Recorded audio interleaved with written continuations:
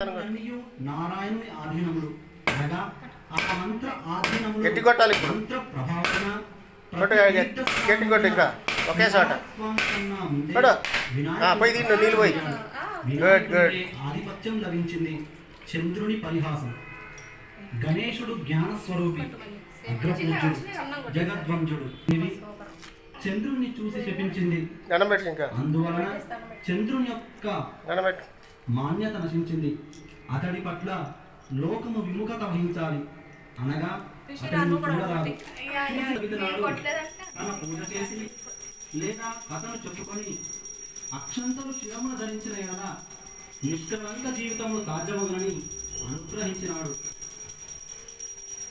ఇది నిజమని అందరికీ చెప్పబడింది. శక్తివంతమైన మని పరిపాలకుని వద్ద ఉండదగినది కాదని ధర్మజ్ఞుడు శ్రీకృష్ణుడు భావించాడు. ఆ విషయం సత్రాజిత్తును సూచించినాడు. భయంకరంగా ఒక బల్లుకం అతడిపై పడింది. ఫోర్స్ జాగ్రత్త జాగ్రత్త. నొక్కుతున్నావు కొట్టాడా. ఈ విషయం తిప్పు నొక్కబాక. అంతే ఇంకొక దెబ్బ కొట్టి వచ్చింది. అది